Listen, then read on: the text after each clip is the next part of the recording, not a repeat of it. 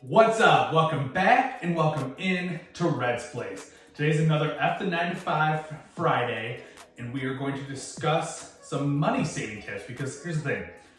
If you're trying to get rid of your 9 to 5 or never have a 9 to 5 to begin with, sometimes, especially in the very beginning, a part of that is trying to save money and find ways to spend less and different things like that. Like, yes, you're trying to earn money from whatever work you're doing, but it's gonna help if you spend less money, you're able to save more money. So we're gonna talk about two apps that I use to help me save money.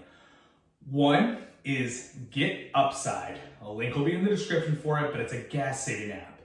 And as you can see here, I've saved a little over $200 in the course of the last year. And the thing is, I forget to use the damn thing all the time, and I'm still saving that much money. So I find it very useful. It's super simple. At a lot of gas stations, you literally just click like redeem, and if your card's linked with it, then it registers and everything. If not, you scan a picture of the receipt. They've made it easier as time has gone on with this thing, but it's pretty simple and straightforward, in my opinion, to use. And while you may not be saving thousands of dollars, hundreds of dollars is significant. And additionally, they have a referral program. So if you use that referral program, your referrals will make you money every time they use it, but then your referrals will also make you money every time they use it. So it's a two-tier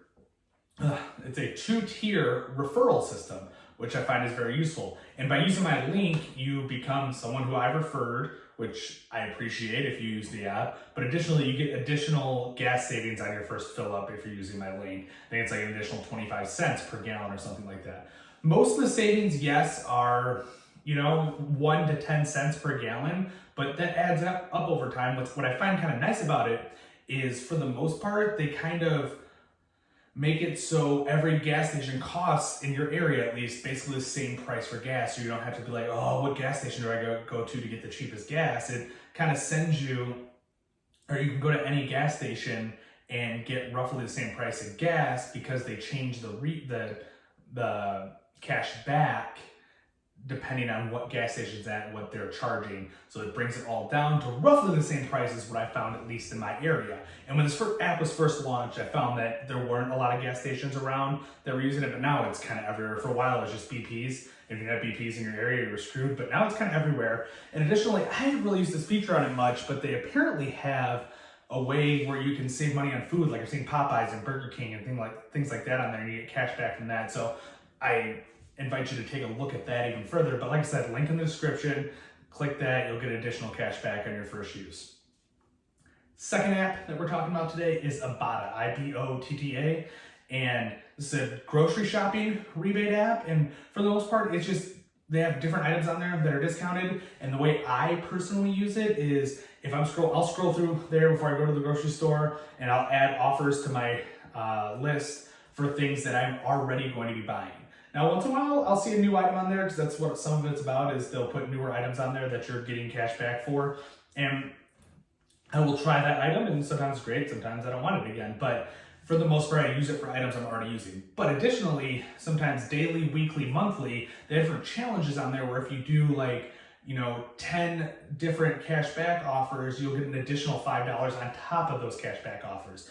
And a way that I actually have made this sometimes a money-making opportunity is sometimes the offers that are in there are also clearance items at the store that I'm at. So like, there was once I went and got these yogurts, and they were clearance down to 50 cents, but I was getting $1 back per yogurt. So I picked up 3 of those yogurts, even though it wasn't really a flavor or anything that I normally would have eaten, because I was essentially making 50 cents a yogurt. Super easy. There's one time where it was something about mayo. I think if I got 2 jars of mayonnaise, I got $5 back. Well, the mayo that I had found was 90% off. Fucking making money.